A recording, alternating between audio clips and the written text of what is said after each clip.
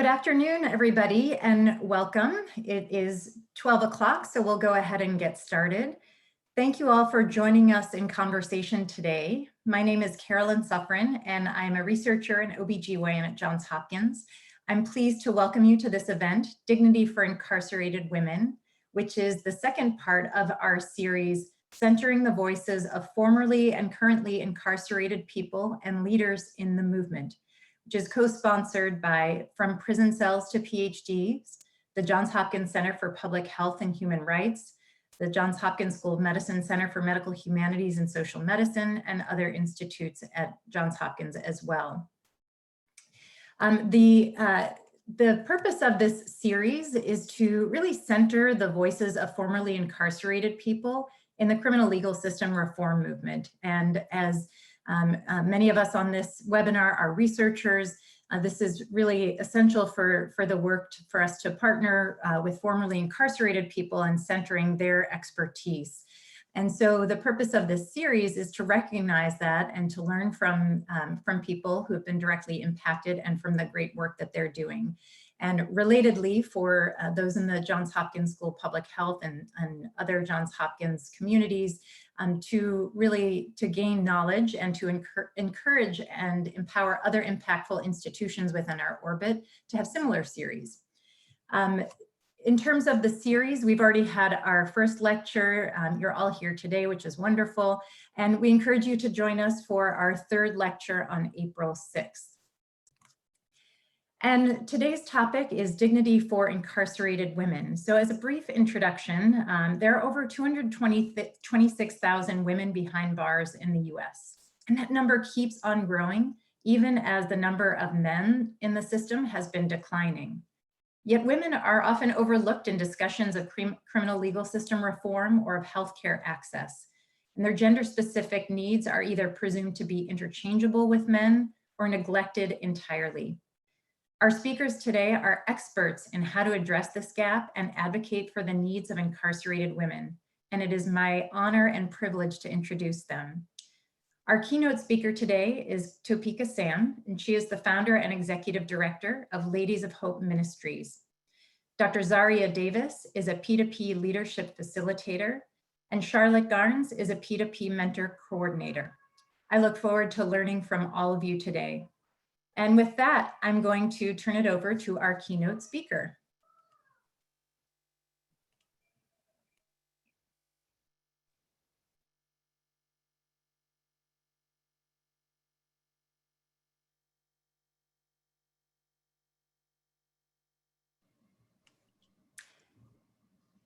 Hi, how are you? I'm unable to start my video, so I need you all to do it from there. Thank you.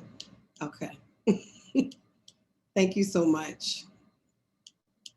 Hi, everyone. How are you? Good afternoon. I'm super excited to be here with everyone and just grateful to have the opportunity to talk about dignity for incarcerated women. But first, I'd like to thank Dr. Stan Andrees, Prison Cells to PhD, and also Johns Hopkins, Bloomberg School of Public Health, and other institutes at Johns Hopkins University for including Dignity for Incarcerated Women in this incredible series. I am Topeka K. Sam, the founder and executive director of the Ladies of Hope Ministries. The LOHM is a direct service and advocacy organization that provides comprehensive services for women and girls affected by the intersecting child welfare, juvenile justice, and criminal legal systems. We do this providing safe housing, food security, education, job and entrepreneurship training, and professional development services while seeking to transform the very systems that cause such harm. Our vision is clear: to end poverty and incarceration of women and girls. Excuse me. But even as we pursue such strategies to achieve this goal, we must do everything in our power and build as many modes of power as possible to help women and girls who are right now behind bars, behind the walls, razor wire, and chain link fences. At the LOHM, we work to change the narrative of women and girls by creating space for people most affected by the system to tell their stories directly, to legislators, to reporters, and straight to the public. No woman needs her story told or framed by someone else. And our Faces of Women in Prison and Epic Ambassadors programs tells their stories as a way to address the trauma that they have faced, to transform perception and policy, and to be compensated for their labor of sharing some of the most personal elements of their lives. I'm a firm believer that I am not a voice for the voiceless. It is important to create platforms just like this in order for women to use their voice. The Ladies of Hope Ministries is a passion project for me, and it is personal. I've served as the head of the Dignity for Incarcerated Women campaign, and now the Global Goodwill Ambassador as a part of the inaugural team for the United Nations Global Festival of Creative Economy. At every turn and in every room, I seek reform, transformation, and opportunity for women and girls affected by punitive and harmful systems. As mentioned, women are the fastest growing prison population in the United States. There are currently 1.3 million women entrapped in the system behind bars or on parole or probation. According to the June 2019 report by the Sentencing Project, the sentencing disparities by gender, race, and ethnicity result in far higher rates of incarceration for women and girls of color, and the number of incarcerated women and girls has increased by more than 750%. Over decades, tough on crime policies, increasingly harsh drug laws, and over-policing in Black and brown neighborhoods have funneled women of color into prisons in unprecedented numbers. Throughout the United States, city, state, and federal agencies incarcerate African Americans at 5 times the rate of white people. And 5 million children, or I've recently been told 10 million children have a parent or who have had a parent behind bars. And of the 226,000 women and girls incarcerated today, 80% are mothers, and many were breadwinners, in their families. More than 90% of women incarcerated and girls have been the victims of sexual trauma and domestic violence. We say the real number likely is closer to 100. But we hear little about the sexual assault to prison pipeline and even less about the consequences of sending girls struggling with the after effects of trauma into unstable, unsafe housing. It's hardly novel to call out the sexualization and commodification of women's bodies. Hardly a shock to anyone paying attention that this intersects with deep and ingrained racism with tragic and terrifying results. And hardly a surprise that the very worst of these ramifications land on women behind bars. Sexual assault in prison and jail is rampant. Everything behind the wall is bought, sold, or traded. And we know that also includes us too. While organizations like the Ladies of Hope offer robust services for women who come home, there's a dearth of evidence-based, trauma-informed services for currently incarcerated women and tremendous gap for women in our nation's state prisons and county jails. This is compounded with considering the rights and welfare of women who are pregnant and must experience labor and delivery while incarcerated. In 2018, the First Step Act effectively banned shackling and other barbaric practices for women in labor who are held in federal prisons. Sadly, while the federal ban was very important, it affects only, I think, fewer of about 15% of women in custody and doesn't protect women held in state prisons and county jails. And while we're fighting for legislative changes at the state and local levels, even state level protections do not sufficiently protect women's overall well-being as they prepare for childbirth, deliver their child, and experience motherhood behind bars. In 2019, the Prison Policy Initiative reported that 80% of women in jail are mothers, yet many are separated from their newborns or sent hundreds of miles from their families, making it impossible for their children to visit. Without proper community support and services, children with an incarcerated mother have a greater likelihood of arrest at a younger age and a higher rate.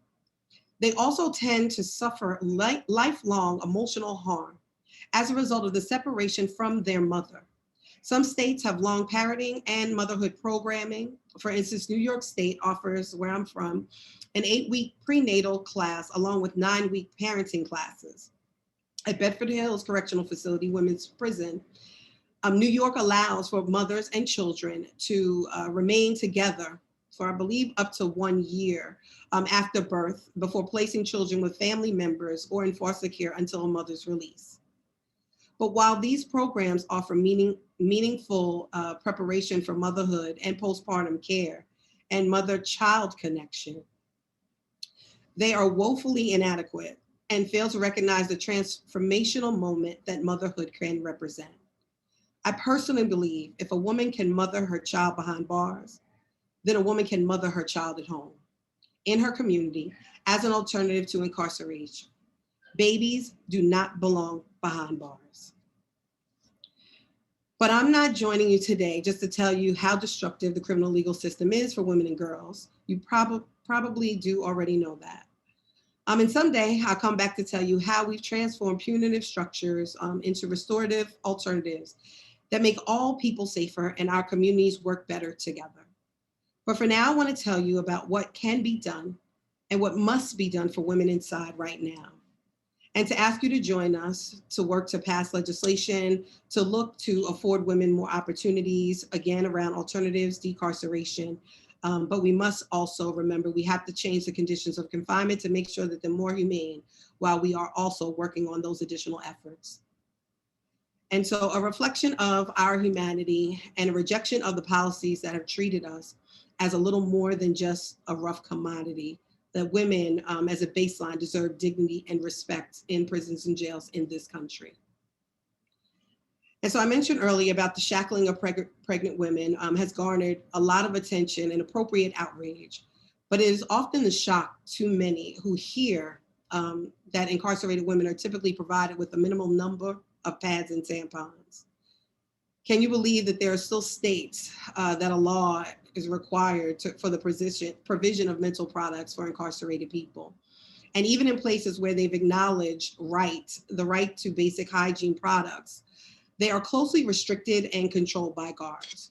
You can buy more pads and tampons at the commissary in many prisons, but you have to pay for them if you can.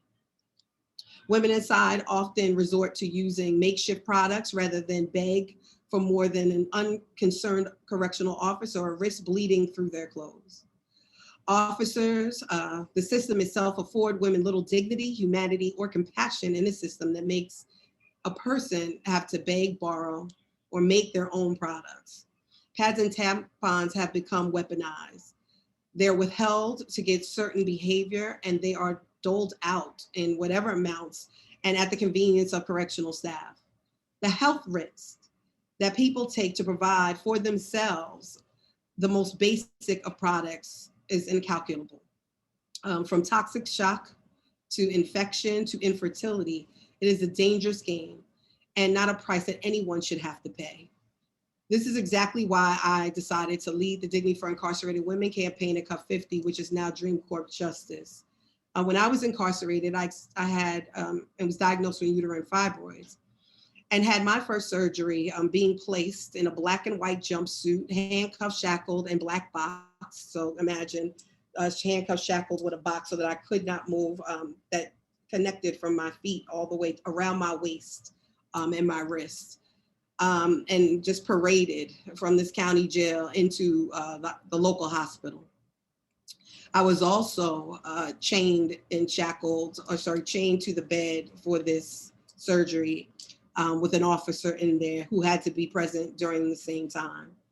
And I hated the way that had made me feel. And when I was told prior to having this surgery about the amount or the quantity, about the amount of pads that I had to receive, and that in order for me to get more, I had to quantify my cycle, which means having to put these used pads in a brown paper bag to then give it to a male officer to look into the bag to provide me 3 to 5 more pads when I was going through 3 to 5 pads a day and cycles lasting sometimes weeks, while purchasing pads at market price off of commissary because I had support. And I was able and afforded a job, the only job while I was incarcerated in this county jail. I had to watch sisters dumpster dive is what they called it, who had been arrested and were arrested with whatever you had on. So typically 1 pair of panties. And in that particular prison, you could purchase a pack of panties, which were about $10, if I remember correctly. And again, there was only one job, and that was the job that I had. That was $10 a week to clean the entire unit. And there were no other jobs. And so women were forced to have to either, one, pay $1 a day if they were from that county to be in the prison. They had to buy everything. They had to buy medication. If they couldn't afford it, that debt would follow them all the way as a collections account on their credit. But back to the dumpster diving.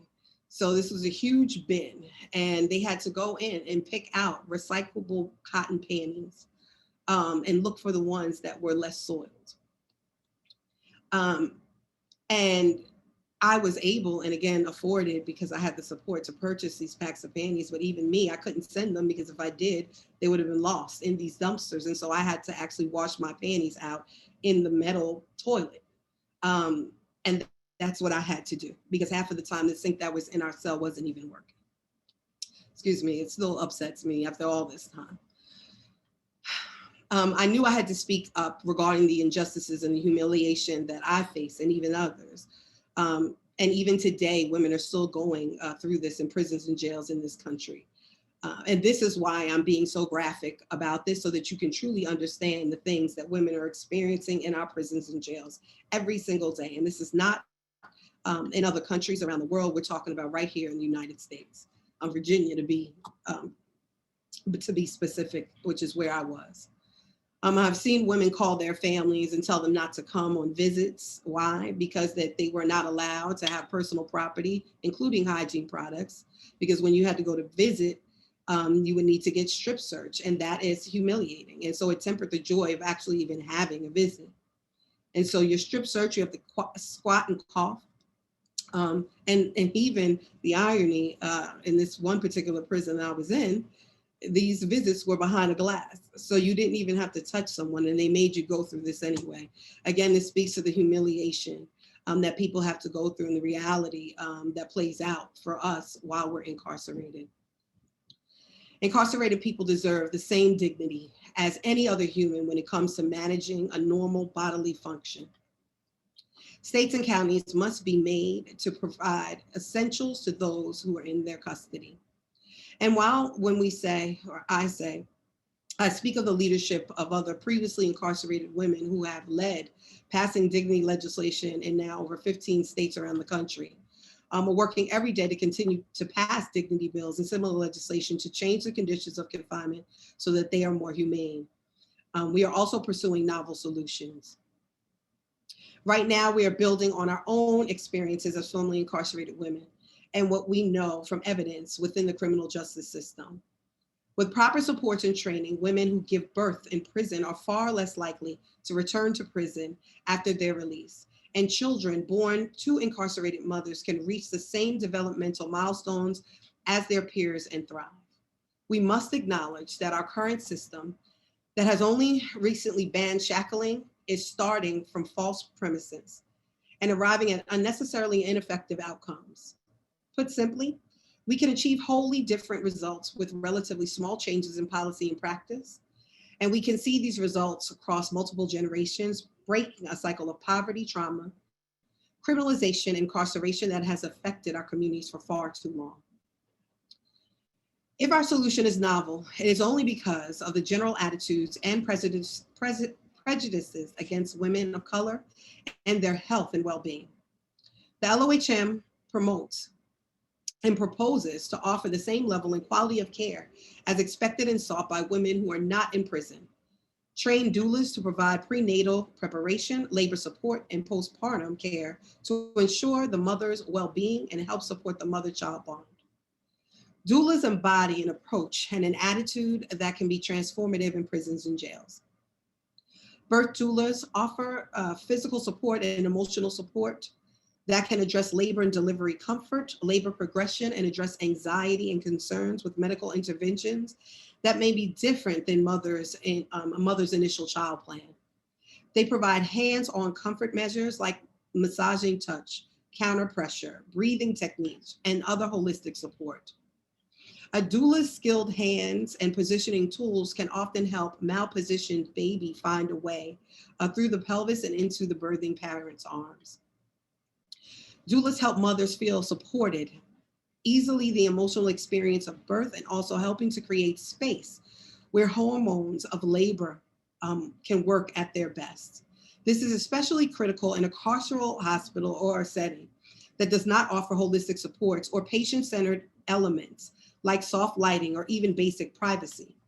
Whether a birth is completely unmedicated or medically very complicated or complex, doulas can offer emotional support to the mother and may be the help of medical staff best meet the patient and child's needs by guiding the mother through the birth and reminding staff of the patient's birth plan.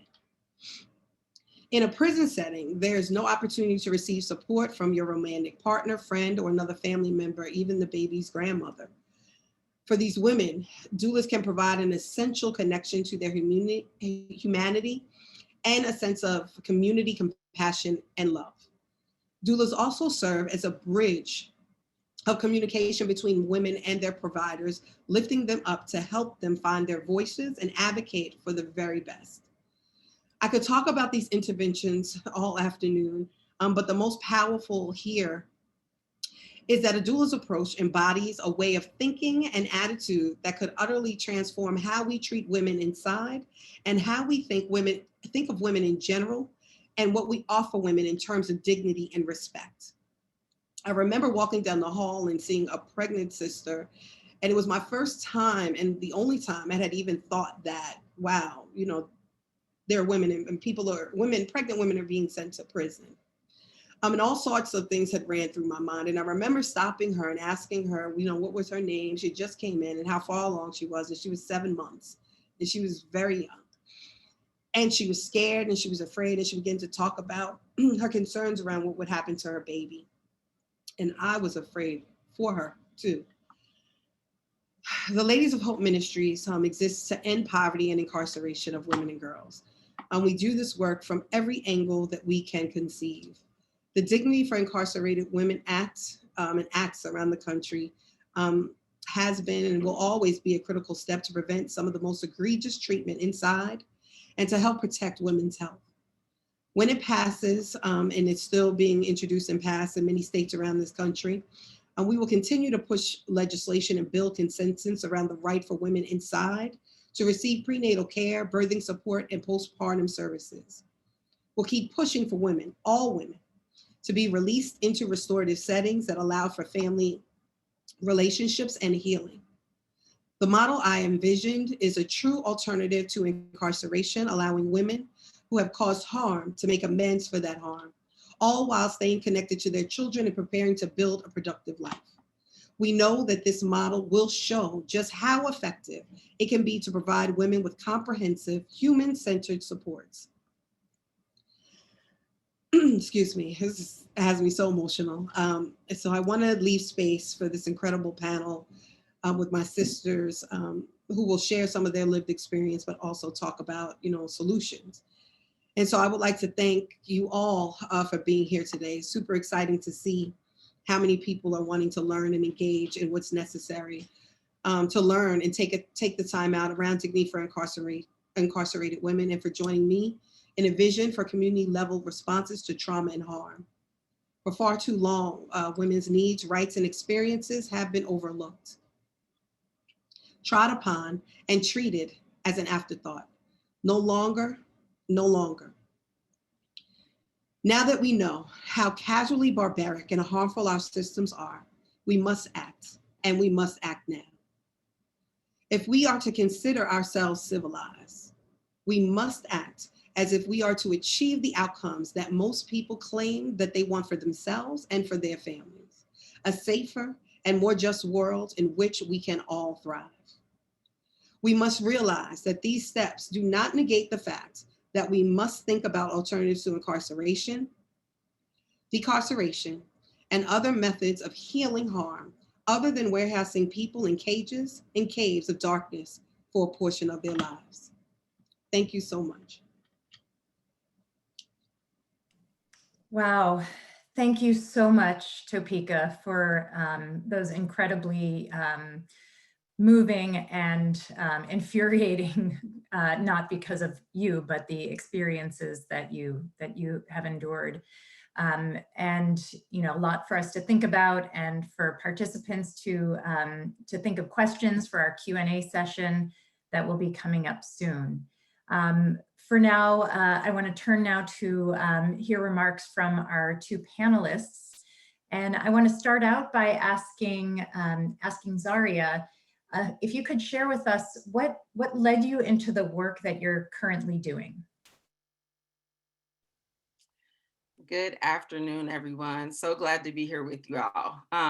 So just to share a little bit about myself and my work, I do currently do work with From Prison Cell to PhD, as well as I work with the organization Pretrial Justice Institute, and have a nonprofit Filling the Gap Reentry. And as mentioned, I also have a coaching and consulting business called New Direction. And all of these things that I'm currently doing were influenced by my own lived experience. I realized that so much of what we just talked about is just how we overly criminalize individuals in this country, and just this love for punishment for some reason. So for me, at the time of my sentencing, I was a single mother who had been raising my middle school child by myself. I had power of attorney over my father, who was later diagnosed while I was incarcerated with terminal brain cancer.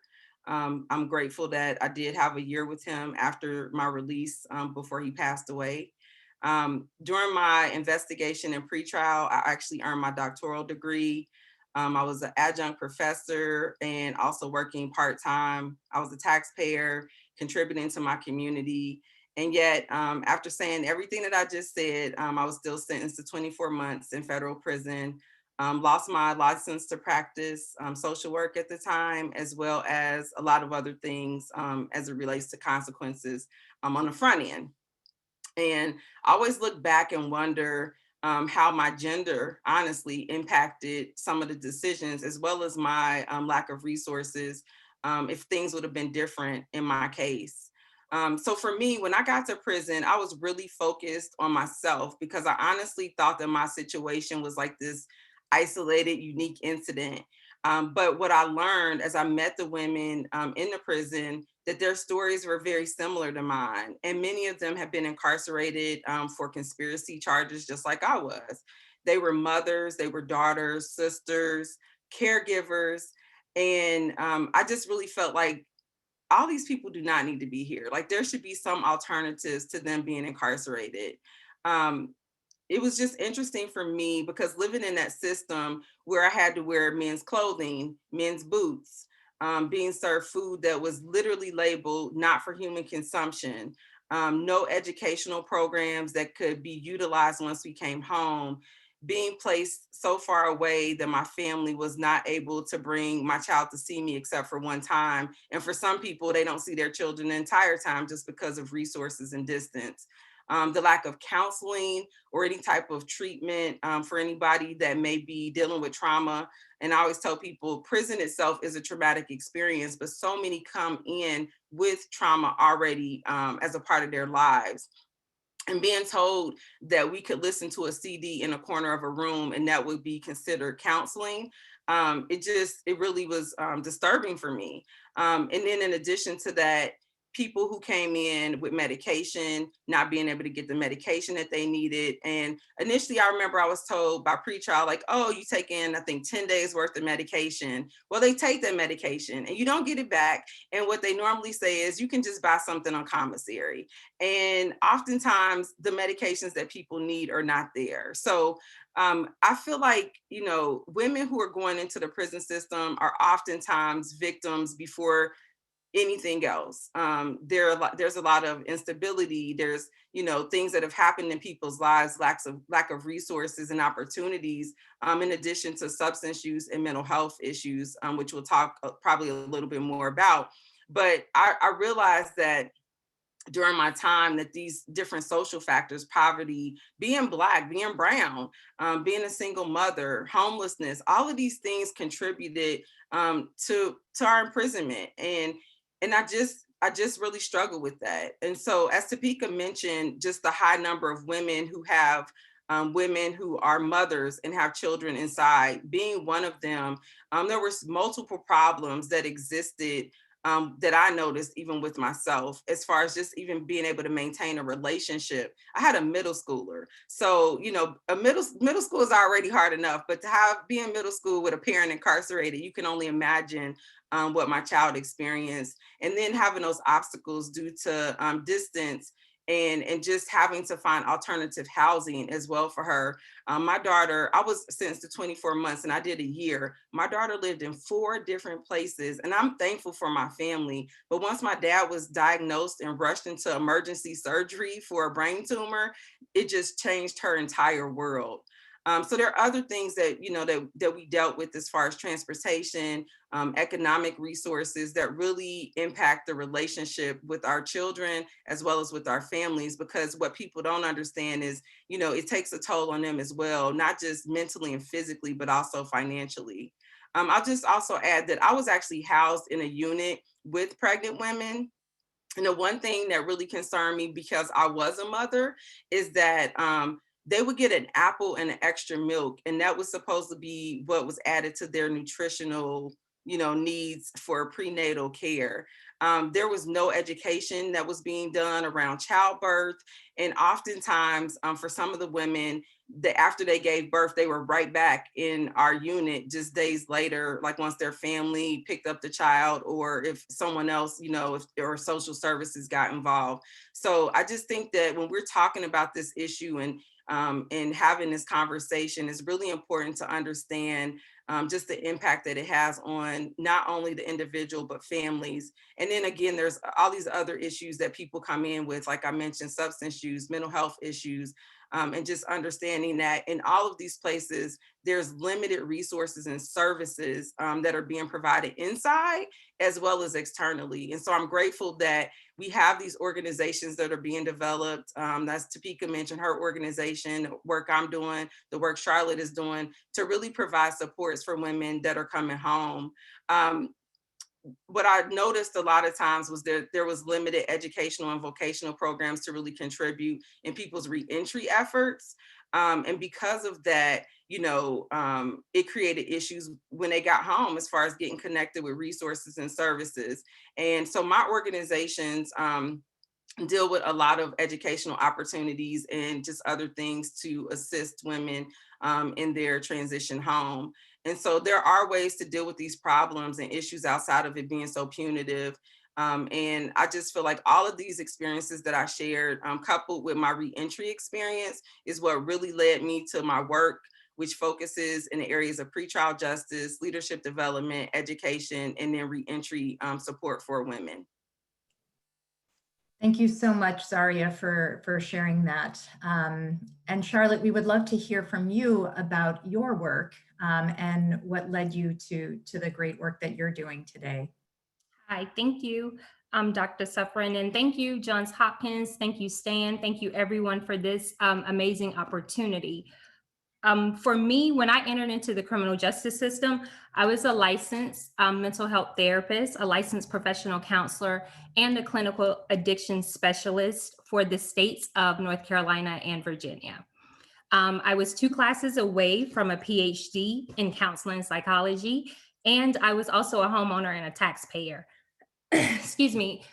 I worked contractually with the Department of Defense, and I was a business owner, owning and operating a counseling practice and a hair salon. I was a daughter, a sister, an aunt, and a friend, and I was considered a law-abiding citizen who voted and worked in my community. But at the sentence, once I was sentenced, and upon serving 46 months in a federal prison and an additional 24 months, that all changed for me. So what I knew was normal life, it changed drastically. What that looked like, not only did my life change, but my journey, my vision, and my destiny changed as well. The work I am privileged to do stems from my personal experiences. Excuse me, I've been running.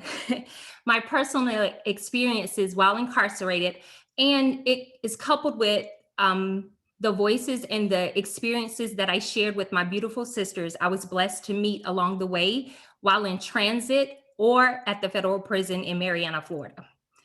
These sisters and myself, although we partially gained some type of freedom, I still work and do this work and still help, because as Topeka said, the women that are still behind bars, the women that are still behind the razor wires, and the women that are still on paper who still won't have a chance at freedom. So the experience of my incarceration exposed me and so many women to inhumane conditions, injustices, and hostile situations and circumstances. And what this did look like, as Topeka shared, is coming through transit, because you are able to, some people are able to self-surrender and some people are not. Coming through transit, I experienced the dumpster diving. And as Topeka shared, what dumpster diving is you have a bin of women's undergarments that have been previously used, and they're put in this pile. So when you're coming through transit, you have to use undergarments and different things that other people have used. So when we talk about different things as far as dignity for women, these are some of the things that we experienced, I myself personally experienced firsthand. So when you enter into the system, a system that women have to be exposed to, although I'm exposed to it, I'm not treated as a female. As Zaria shared with you, we're treated as potential men, or we're treated as we don't exist. What this looks like is a constant dressing like a man, not having the ability to wear underwire bras or things of that nature, having to wear uniforms that men have previously worn or that was created for men, steel toe boots as dressed like a man or behave like a man. And for things of that nature, it makes you lose identity of your womanhood. So coming into prison, you've experienced and have been exposed to so much, on top of the different traumatic experiences that we've experienced prior to coming to prison. It's a continuum of cycles for that. Also for women, and you heard Topeka mention it, as with coming into incarceration, yes, they do have things on commissary, things for you to purchase, but being issued 2 sanitary napkins or pads a month or a week just because you have a cycle, we're not afforded those same opportunities. So for me, being a part of this movement and being a part of this work is because of, as I shared earlier, the personal experiences I myself have had to endure. But not only that, so many of the women that are still left behind and that are still having to deal with the same situations, that's making it somewhat difficult for us to be able to move forward because the trauma and the experiences are still here. Charlotte, thank you for those comments. I'm wondering if you can expand a little bit and tell us a little more about some of the challenges of accessing reproductive health care while women are in custody. Sure, thank you for that. For me, as Topeka shared, I experienced somewhat the same thing. Prior to going to prison, I had a myomectomy, which was a surgical procedure to remove some fibroids. The cost of this procedure predominantly fell on me because I was self-employed, and it was the responsibility for me to take care of myself for my health care. So my doctor at the time, as a form of treatment, prescribed the Depo-Provera shot. And what that did was to stop or to cease the fibroids from coming back. But upon coming into prison, I was told that I would not be able to continue the treatment of receiving the Depo-Provera shot because it was considered birth control. And in prison, birth control could not be administered. And that was that was shocking, one, and it was very disheartening. It was shocking, one, because I'm in a prison full of females. So it's the Depo shot and it's a form of treatment. And also, two, it is treatment. Again, this wasn't something that I needed to not get pregnant or things of that nature. This was a form of treatment to help cease the fibroids from coming back. So they just totally ignored the treatment component of it. So needless to say, I was without treatment for my fibroids for the 46 months that I endured of being incarcerated. And due to that, needless to say, my fibroids have returned, and this still bears a responsibility for me. And this continues to be a health issue for so many women. As I shared earlier, just having the capability of only getting to sanitary napkins, or being told we don't issue tampons, you have to go buy those on commissary, or getting 2 rolls of tissue a month to help us, like for us to utilize 2 rolls of tissues per female. And when you're on your cycle, or when you have that flow, we can't control Mother Nature. But it was sad to see that the prison system or the penal system was trying to do that very thing, was to control Mother Nature by allowing us to have, or giving us, those type of stipulations and guidelines to care for ourselves. With all of these harrowing details about the challenges and degrading experiences of access to menstrual products, it's worth noting or emphasizing that 75% of the women who are in prison are younger than 45 and are menstruating, most of them. So this is, your individual lived experiences are relevant for the majority of women behind bars. Zaria, I'm wondering if you could add to Charlotte's comments and tell us more about some other health challenges for people and for women in custody that our audience should know about. Absolutely. So I just want to start with, let's just talk about nutrition, right? Like, I just want to start there first. So let's talk about this food. So what I experienced as it relates to the meals being served, they just could not have had any type of nutritional value for any of us. So just the unhealthy diets that were provided, it was not consistent with, I'm sure, any type of federal dietary or nutrition guidelines. And literally, there were things that were not, as I mentioned before, for human consumption. So it's like, why are we as human beings being fed this food?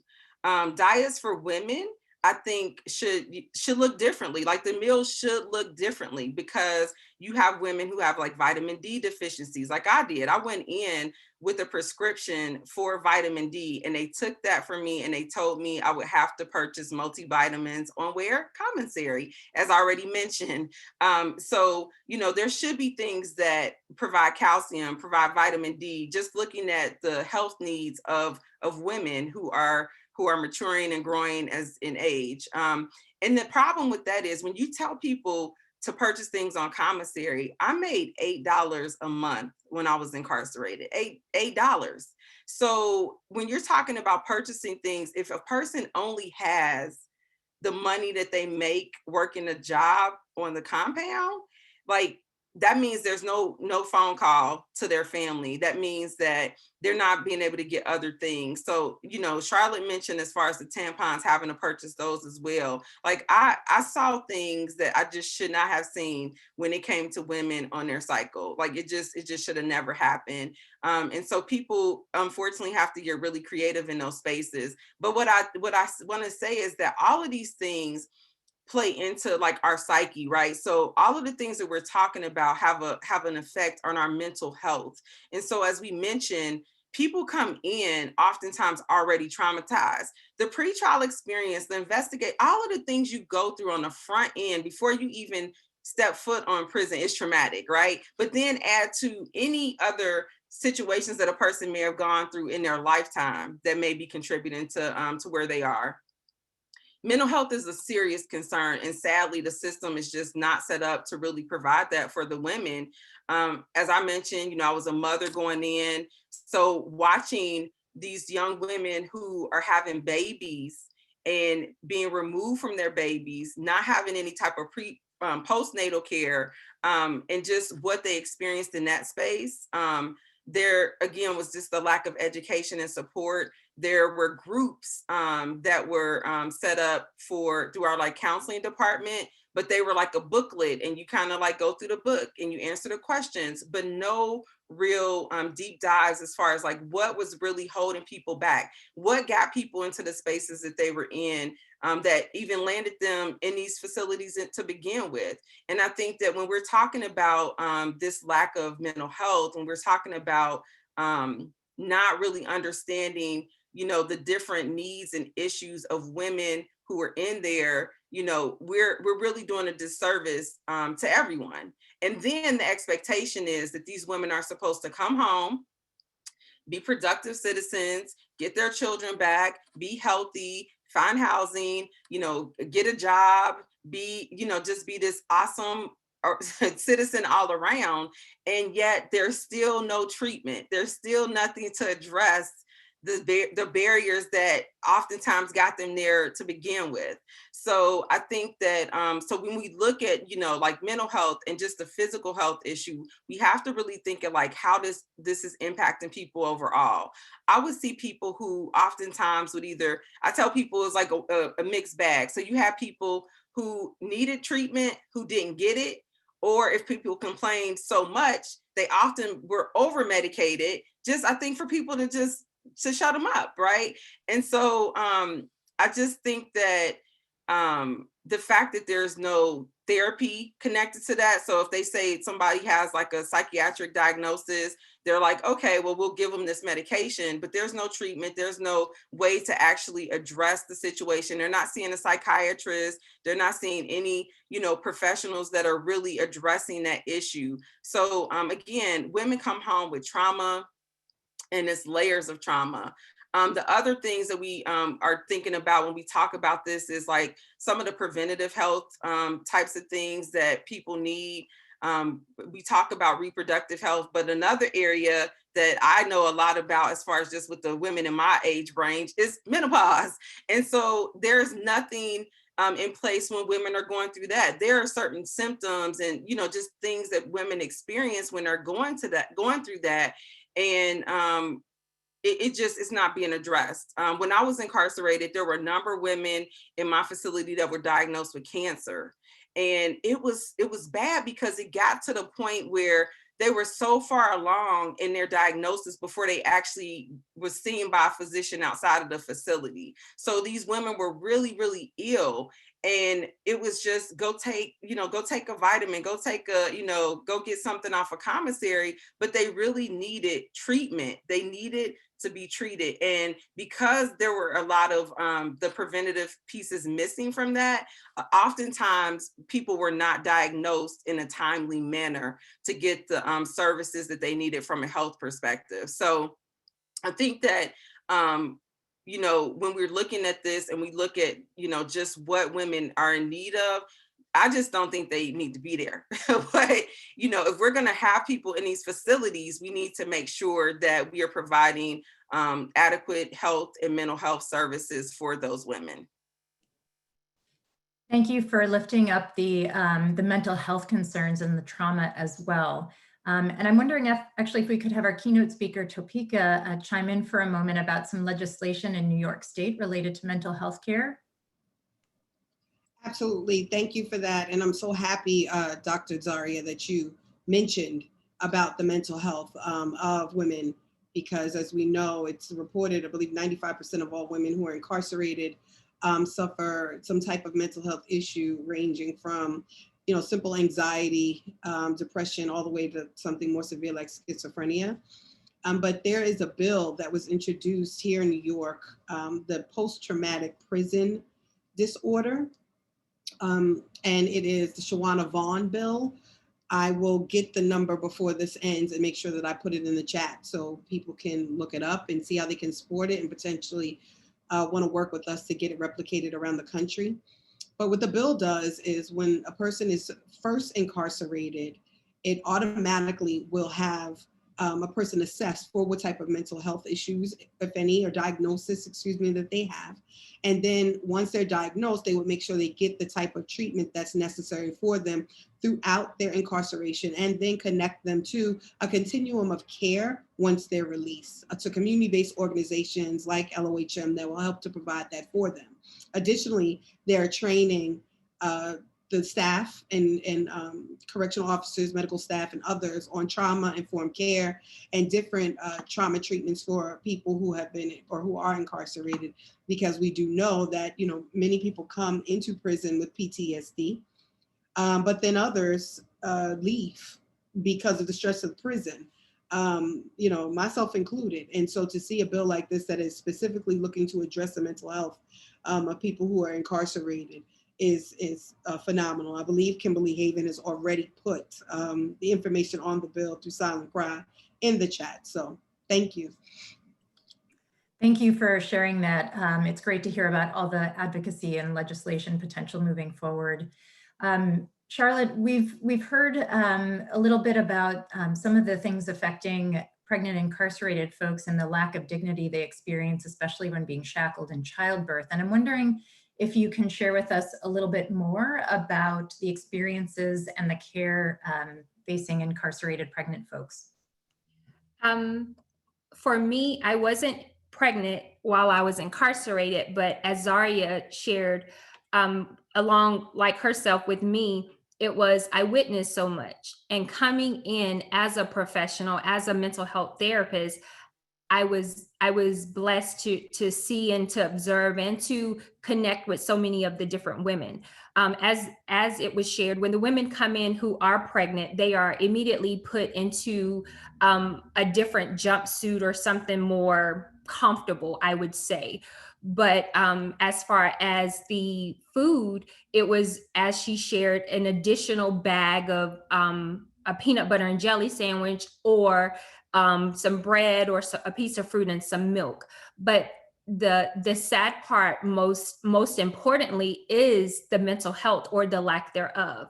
Where I was incarcerated, we had to literally share our mental health provider or the psychologist with the men's prison as well. So we have women, some who were pregnant and some who had experienced so much trauma in their life before prison or prior to coming to prison, and not having that ability to receive any type of mental health treatment. So when I think of women who are incarcerated, along with pregnant women who are incarcerated, and so many other women who are dealing with so many traumatic experiences, the lack of the mental health treatment and the inability for this system to provide this is so disheartening.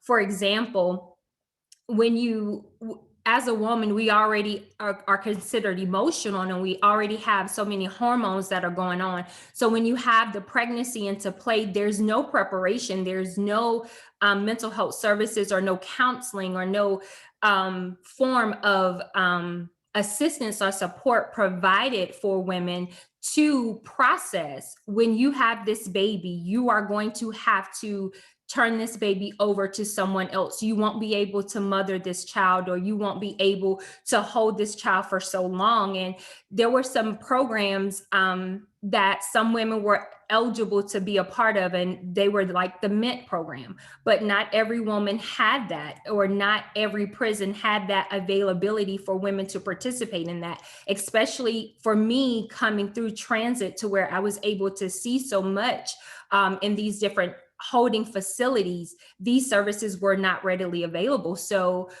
for women who were pregnant, it would be, you have to go give birth, hand your baby over, sign some paperwork, and come back to a cell or an institution that's not providing you the mental health that's associated around a loss. Because regardless of how you look at that, that is still a loss. And when you couple that with coming into prison, the loss of so many things that we left on the outside, relationships, family ties, the loss of homes and different things of that nature, is so much to take in at one time, and not having the resources or the people available to help us process that. As Zaria shared, and it's so true, that And I said at the beginning, we had to literally share our psychologists with the men's prison. And it was sometimes 300 plus women in our facility. So we would be given a DVD or a VCR tape for women to work through, in a packet of paper to answer questions and to work through. So just imagine, because there were so many women who had been, who had suffered from domestic violence, and they are living in that trauma, and they're not able to work through that physically or face to face. They're only able to work through that by watching a video or DVD, answering questions on a packet, and then passing it off to have a certificate to say that they've completed this form of treatment. After incarceration, people, or women, specifically women, exit prison to return home to re-entry services that are not catered for women. As Topeka shared, women, they are the fastest growing number of people becoming incarcerated to date, but to have the lack of resources to support the very high number of women exiting incarceration is astounding, and it's embarrassing. It's quite embarrassing, because so many people are proclaiming to do the work for the incarcerated individuals, but they're not catering to women. And I think when we look at the reentry services, we have to identify the gender differences, and understand the importance of specifically creating treatments for women, for the mental health, because the woman goes into prison traumatic. The prison experience itself is traumatic, and you exit prison with this trauma, and there's nowhere to unpack it.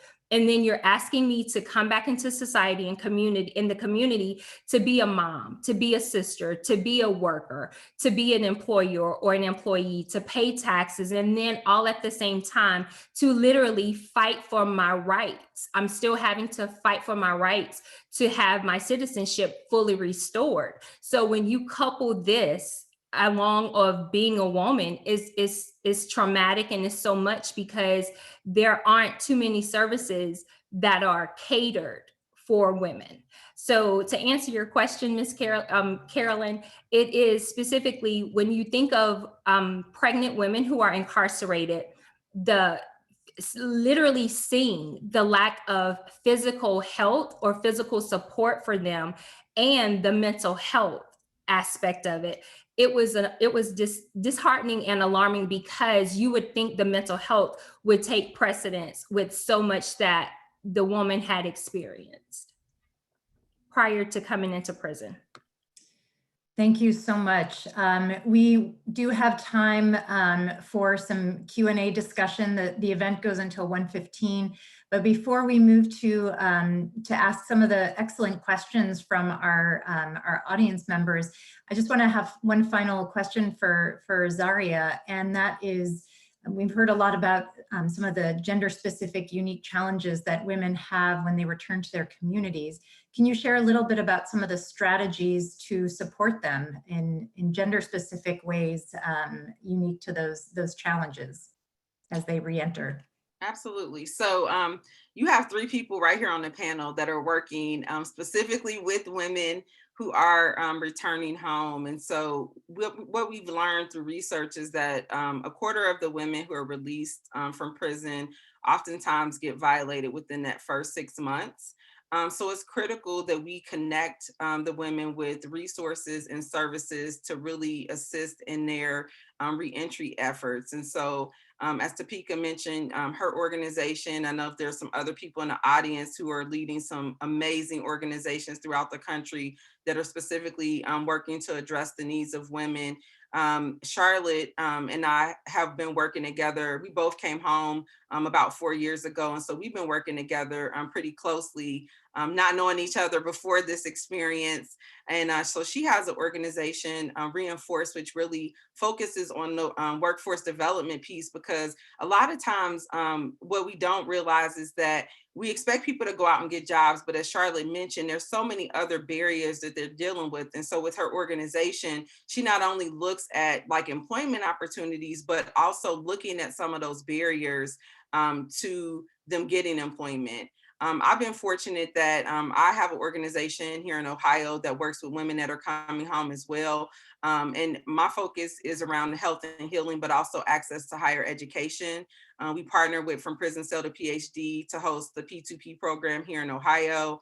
So I think that providing access to healthcare, being able to provide access to mental health, really for organizations to develop partnerships with the systems to provide that substance use treatment, to provide healthcare employment opportunities, as well as address the issues around social services and child welfare, because a lot of women that are coming home unfortunately do have children that are involved in the system. And so how do we then support them in not only having stability for themselves, but being able to get their children back? We talk about barriers as far as housing often, but the goal is for us to really provide wraparound services so that the women that are coming home are able to get everything they need. So it's going to take a comprehensive approach from various disciplines to really come together to provide those resources and supports for people to be able to stay clean and sober, to get the mental health treatment that they need, and to get connected again immediately to those particular services. Because for women coming home, it looks so different, because as them being oftentimes the primary caretakers, not just for children, but also for their parents, they're expected immediately to hit the ground running and to get those things in place. So it's going to be critical for us to, as a community, to not only just, support them in our words, but also in our action to make sure that they are getting those things and getting them connected with the various networks. So just understanding that there needs to be specific gender-specific programming in an environment that is really safe and respects them and provides dignity, and also policies and laws to support that as well. Great, thank you so much. So we're going to have some discussion now with both of our panelists and with Topeka. So we have an amazing set of questions that have been, and people sharing the work that they do. I'd like to first see if anyone wants to address a question related to care for transgendered individuals who are incarcerated. What services are available? What might experiences be like for trans women who are in custody? I can just start just framing around, I would say it was all of us here in the conversation, that when we talk about dignity for women, incarcerated women, that means all women. We don't differentiate. I don't differentiate. If a woman is self-identified as a woman, then she is a woman. So for us at the Ladies of Hope Ministries, all of our programs support women. If she wants to be in the Speakers Bureau and she is a woman, she is a woman. I don't like to get into the nuances of it. We've had women who are trans women who have lived in our house, in Hope House. We provide housing, support, connecting to resources. And so again, I am not the expert on trans issues because I'm not a trans woman. And so therefore I don't like to speak on issues that I'm not an expert on. But what I will say is that when we are living the experience of an incarcerated or previously incarcerated woman, we offer those services to other sisters that identify as sisters. And that for me is where I'll leave that. I'm going to ditto what Topeka just said. Absolutely. Same thing. So this is not, as I say, this is not my specific lane. I leave it to the experts who are in that space, but for the services and resources that we provide, it is open to all women. The same. We also have a question from a labor and delivery nurse who asks more specific questions about doula support. Are there any places that do provide doula support, or is this a role you're advocating for that doesn't currently exist? And how are you petitioning for this service to be provided in an expanded sense? Sure. So there are places, there's the Michigan that I know of, the Michigan Prison Doula Project, also Minnesota has a prison doula project.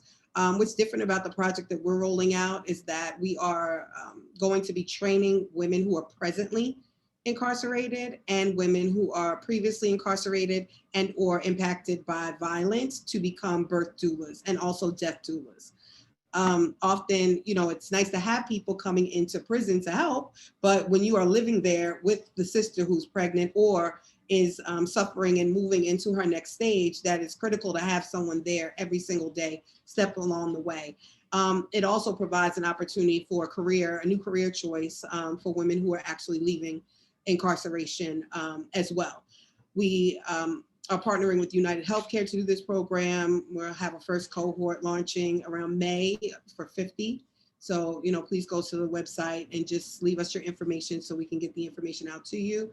Around legislation, there has been some legislation in Minnesota, I believe, that has already passed where they are making sure that birth doulas are in with a woman. She has the option to choose a birth doula pre, during, and postpartum, and that the state pays for. And so we are going to utilize that in the states that we've already passed the dignity legislation to introduce new legislation that actually will require a woman, whether she's incarcerated or previously incarcerated through our program, to be a birth or death doula and also be paid by the state, whether she is irrespective to her being incarcerated or not.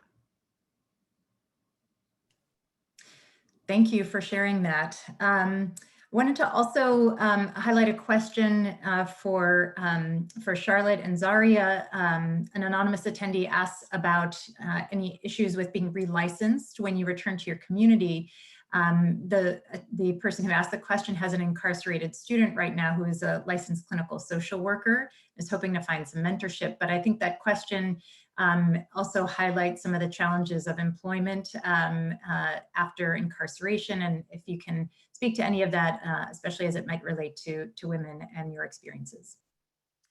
I'll go first because Zaria and I was a licensed professional counselor and a licensed substance abuse clinical addiction specialist, and Zaria was a social worker. So we have it twofold. For me, thanks to P2P, I am in the process of trying to get my license reinstated. My license was taken from me from the state of North Carolina, but it was revoked in Virginia. So in order for me to move forward, I would have to get those reinstated. And also for my substance abuse license, they permanently revoked my license and won't let me move forward with that. But just being able to exit prison, there are occupational licensing policies and things that are in place for different states. And what's unique is, since my case was a federal case, it makes it even more sometimes a little bit difficult to move forward, because whereas the state of Georgia or the different states where people may reside may say one thing, but it is where you originally held your license for one, and then two, your charge. And so for me, I'm going through that process right now, having to work with an attorney to help push that forward. And I will let Zaria speak on her behalf. So as Charlotte mentioned, I have my license in clinical social work. I was licensed in several states. As a result, one state fully revoked my license. Another one told me I had to wait 23 years before I could apply again, which I don't even know how old I would be 23 years from the time I got that letter. I am interested in getting my license reinstated. I think that having voices of people who have been impacted, serving people who have been impacted is critical. And I think that both Charlotte and I, in just our situations, we have learned a lot in these spaces that we've been in, and we have a lot to contribute to our fields of study. So I am, looking and exploring these options at this point. I did also have a license in 2 other states that those expired prior to everything. So I've made no attempts because I want to obviously remedy the 2 that were the one that was revoked and the one that was revoked pending 23 years reinstatement. So this is something though that actually is really important to me because I think that I think we should continue to be able to have a voice in our fields of study. And I think that honestly, we should be the ones leading a lot of the work in these spaces because we've had the experience and we have that not only the academic training, but also the insight to be able to address some of the things. Thank you both for those perspectives. I want to ask any of you, or perhaps Topeka, because you spoke of it in your remarks, a little bit more about parenting and mothering behind bars. You brought up an appropriate critique of the nursery programs that are often hailed as the solution and how harmful those can actually be. And I'm wondering if you and the others can speak more about what parenting experiences might look like behind bars and how we can advocate for alternatives.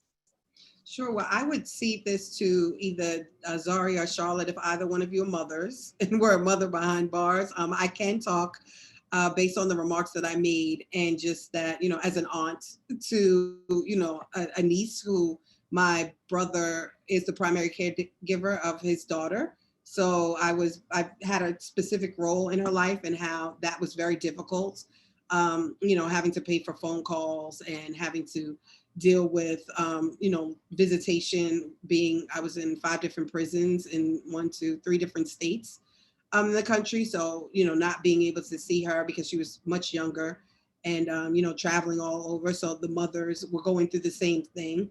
There are women who had been incarcerated for decades who just lost touch.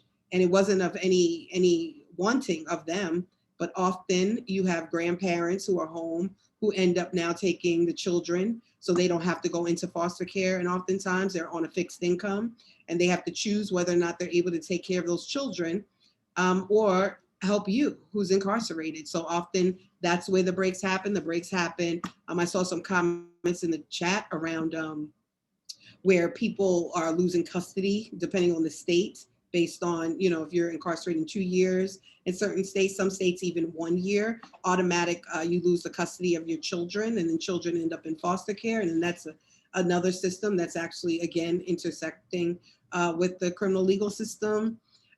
They have programs, they've done things like Family Day that I've seen where they try, depending on, it's institution to institution. It's very difficult when there's a mother who's the primary caregiver outside. When you are a father who is incarcerated and the mother is the primary caregiver at home, there is unification because the mother typically bringing those kids on visits.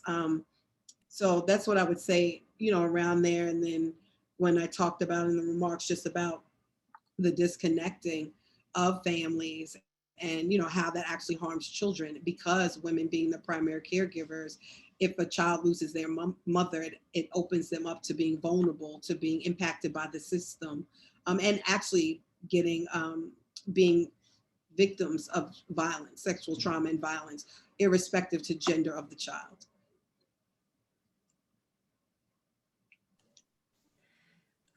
Charlotte or Zaria, do you have anything else to add?